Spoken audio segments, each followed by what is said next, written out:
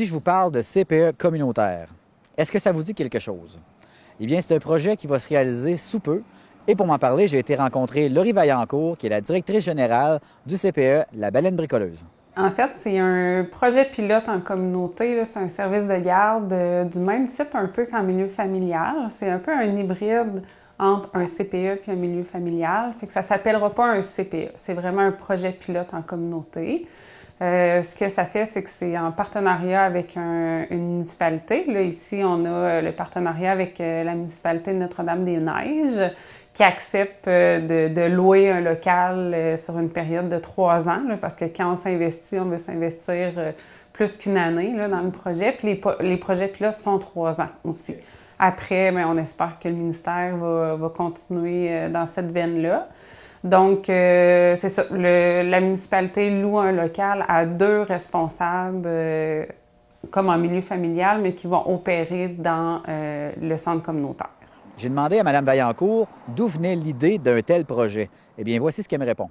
Ça, c'est vraiment les projets pilotes du ministère. Je pense que ça vient de réflexion un peu avec tout le réseau des CPE qui proposait différentes avenues aussi parce que on a une pénurie de personnel comme dans tous les métiers. Donc, en milieu familial, bien, il y en a qui ont l'intérêt pour opérer un service chez eux, sauf qu'ils n'ont pas l'espace. C'est soit ils vivent en appartement, ils n'ont pas l'espace nécessaire ou ils ne veulent pas mêler travail, vie familiale aussi.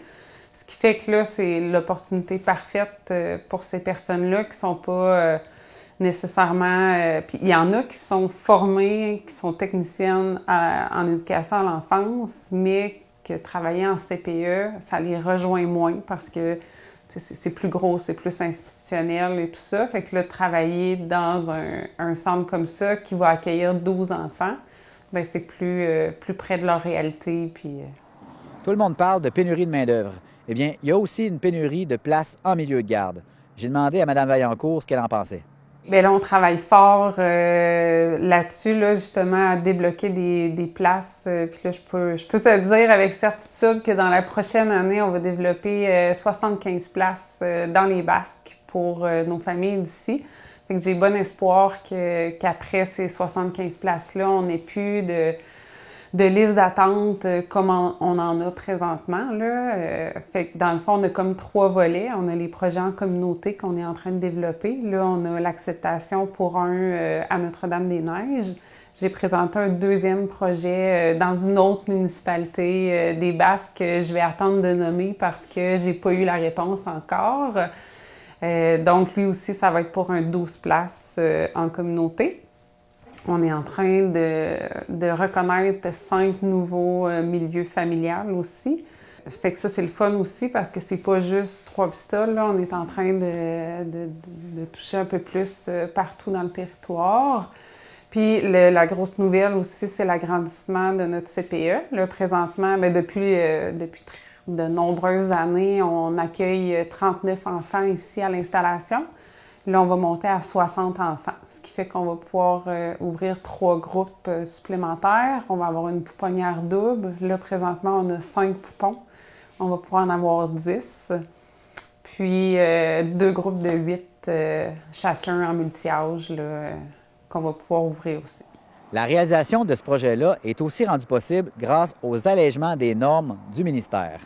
J'ai demandé à Mme Vaillancourt de m'en parler un peu plus. Il y a vraiment un allègement qui fait du bien, là, justement. Là, quand je disais que c'était un peu un hybride entre un CPE puis un milieu familial, c'est que les normes exigées sont plus en lien avec le milieu familial qu'avec l'installation. Tu sais, l'installation, là, c'est tant de mètres carrés par enfant, la luminosité, le nombre de fenêtres. Tu sais, il y a beaucoup de normes là, par rapport à une installation, mais là, en communauté, on se réfère vraiment aux normes du milieu familial. Fait que, tu sais, c'est principalement qu'il n'y ait pas de dangerosité pour l'enfant. Fait que s'il y a des escaliers à barrer ou que les déplacements restent sécuritaires, c'est de barrer les médicaments, les produits toxiques. Fait que c'est des choses de base qui sont plus faciles à mettre en place puis à apporter les modifications nécessaires.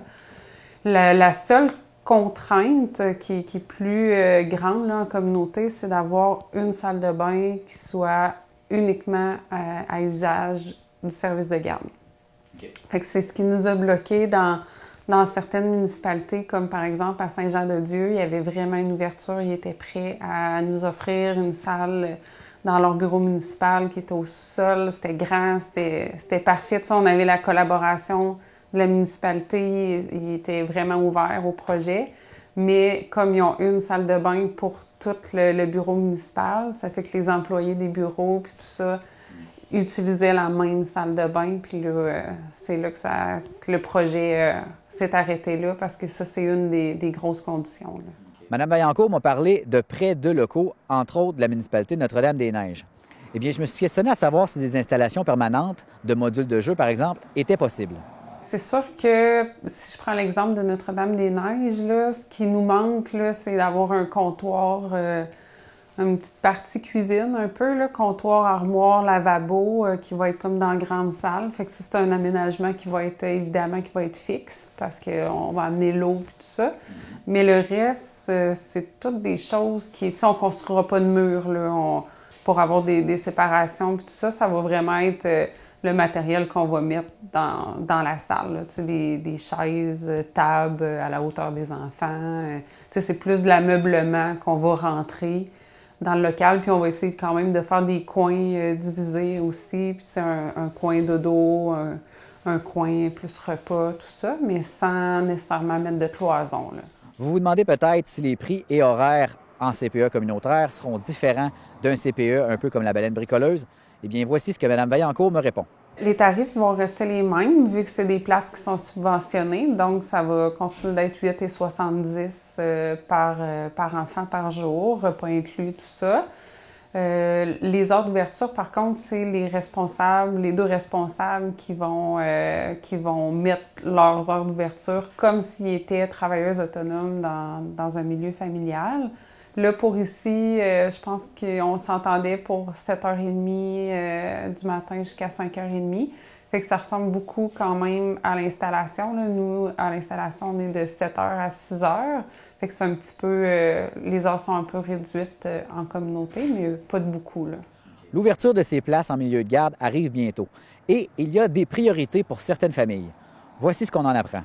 Bien, étant donné que c'est la municipalité qui offre un local qui s'investit comme partenaire dans le projet, c'est sûr qu'eux, ils veulent qu'on mette une priorité pour les familles de Notre-Dame-des-Neiges. Fait qu'il y a comme une proportion. Là, on se donnait jusqu'au 1er novembre pour les familles qui veulent s'inscrire sur la liste. On en a déjà une bonne liste. D'après moi, on va être pas mal capable de remplir nos 12 places avec des enfants de Notre-Dame-des-Neiges. Sinon, la priorité numéro 2, c'est les Basques. Priorité numéro 3, là, on tombe dans les municipalités limitrophes. Là. Pour terminer, j'ai demandé à Mme Vaillancourt ce qu'elle espérait pour le début de ce service. J'espère que tout va bien fonctionner, c'est sûr, mais je suis pas inquiète pour remplir les places. C'est déjà, comme on a déjà une liste d'à peu près 30 enfants là, qui ont appelé, que les parents ont appelé pour inscrire, fait que ça m'inquiète pas. On a déjà trouvé nos responsables, ça c'est un défi. De trouver les personnes qui vont travailler dans ce service de garde-là. C'est fait, on est en train de finaliser leur reconnaissance.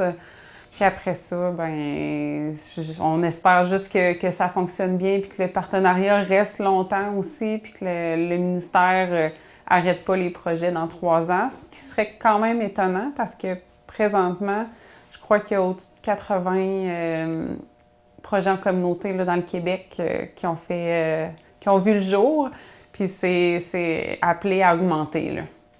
Fait que ce serait assez étonnant que dans 3 ans, le ministère mette la hache dans tout ça. Alors, pour les intéressés, on vous invite à rejoindre rapidement la baleine bricoleuse.